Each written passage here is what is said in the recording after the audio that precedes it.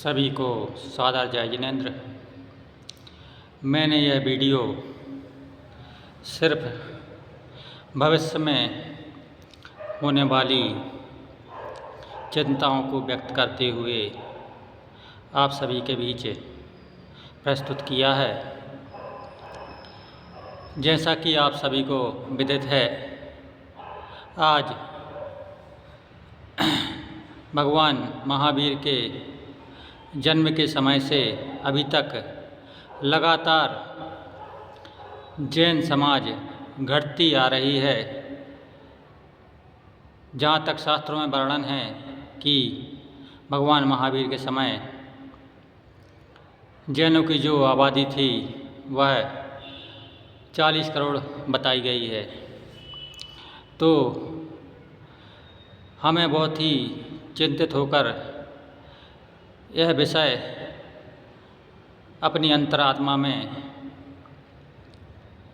घटित करना होगा। यह सोचने योग्य बात है कि लगातार हमारा जो जैन धर्म है, जो अनादि निधन जैन धर्म और लगातार जैनियों की घटती संख्या, उसमें भी बहुत ही बड़ी विडंबना की बात यह है कि जैनों में भी जैन अपने अपने स्तर पर बटे हुए हैं। लोगों में अज्ञानता का स्तर भी देखा जा रहा है। लोग अहम में, अंधकार में, घमंड में चूर दिखाई देते हैं। हाँ, इसमें ये मान सकते हैं कि कुछ न कुछ हमारे कर्मों का प्रभाव है और इस पंचम काल का प्रभाव है, जो हमारे मनोभाव जल्दी ही उत्तेजित हो जाया करते हैं। देखा गया कि दिगंबर श्वेतांबर तो भले ही बटे हुए थे, लेकिन एक दूसरे की निंदा में लिप्त दिखाई नहीं देते। वो अपने अपने धर्म आयतनों के लिए ही लड़ते रहते हैं और अपना अपना अधिकार स्थापित करना चाहते हैं।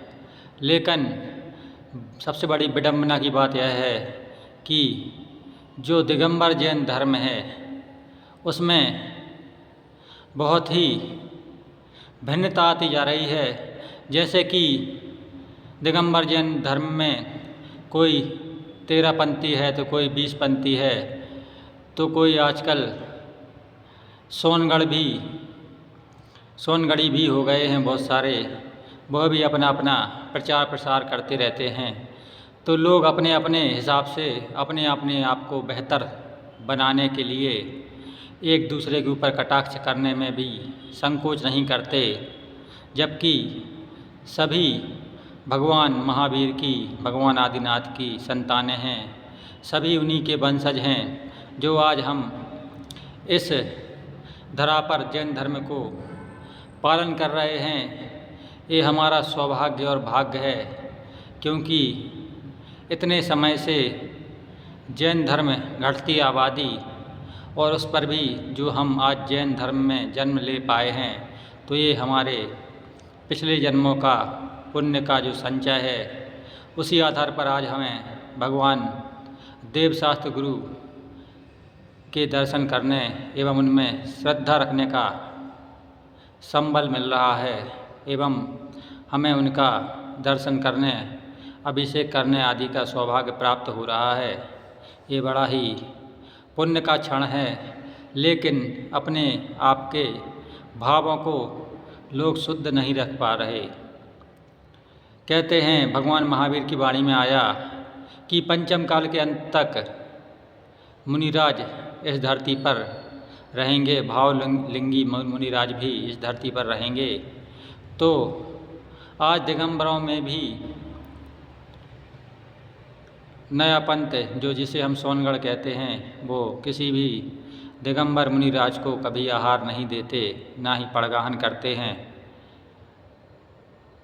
चाहें तो वो मुनिराजों के पास जाकर मुनिराजों को पहचानने का प्रयास कर सकते हैं, क्योंकि जो भगवान महावीर की वाणी है वह कभी असत्य नहीं हो सकती।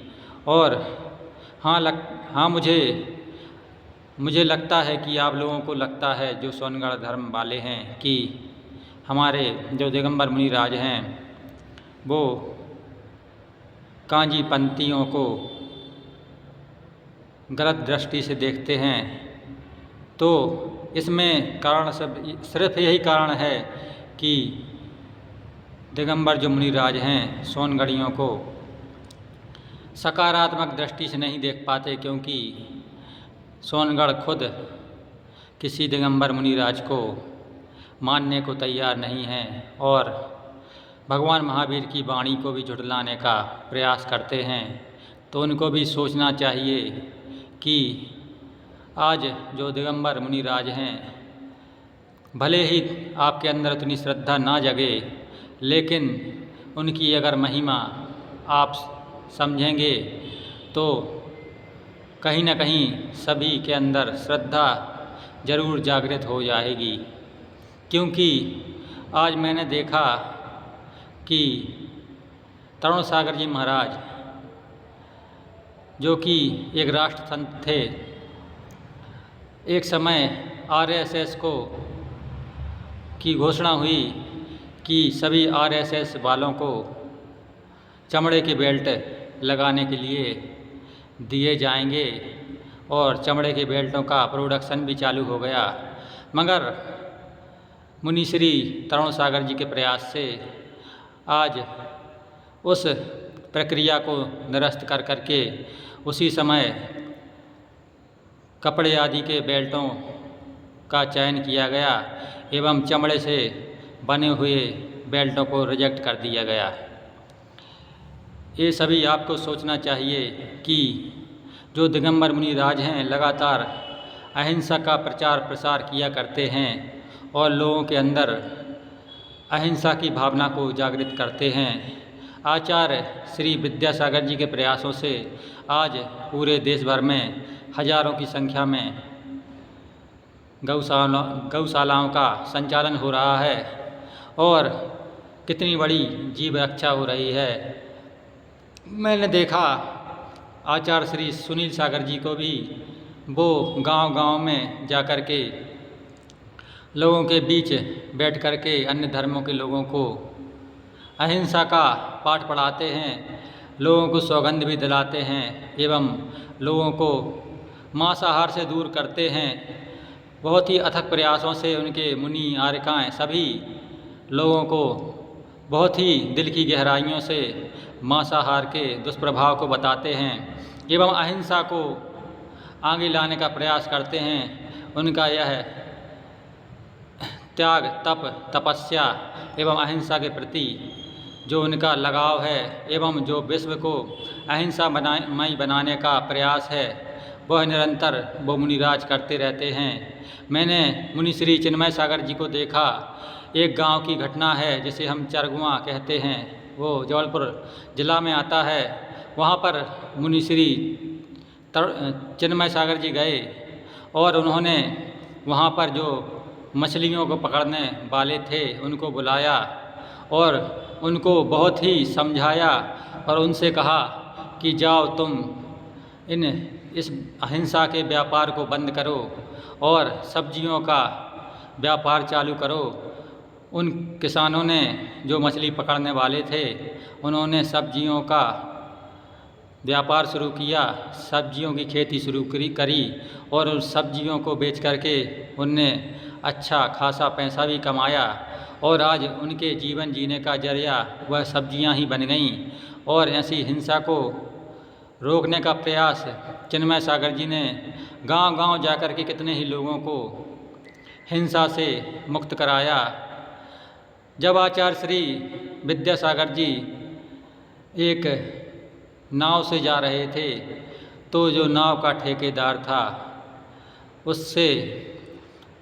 उससे कहा गया कि आचार्य श्री किसी ऐसी नाव पर नहीं बैठेंगे जिस नाव पर कोई मछली पकड़ने वाले ठेकेदार की ये जो नाव हैं उन नाव पर आचार्य श्री नहीं बैठेंगे तो उसी वक्त उस ठेकेदार ने सारा का सारा व्यापार वहीं पर छोड़ दिया और वह शुद्ध शाकाहारी एवं अहिंसक व्यापार को चुनने के लिए आगे आया। तो सभी धर्म प्रेमी बंधुओं से मेरा हाथ जोड़कर विनती है, अनुरोध है, कृपया कर जो मुनिराज हैं उनकी बातों को सुने। अगर कोई बात आपको सही नहीं लगती तो कृपया कर अपने कर्मों को ना बांधें और कुछ निंदक शब्दों का प्रयोग करके अपनी गति को ना बिगाड़ें और जैन होकर के जैन का कर्तव्य निभाएं एवं सभी जैन अपनी एकता पर ध्यान दें, 20 पंक्ति और 13 पंक्ति में ना उलझें। स्त्री अभिषेक जो होता है वह भी उन मुनियों की परंपरा है, उनके आचार्यों द्वारा स्त्री अभिषेक को कभी वर्जित नहीं किया गया।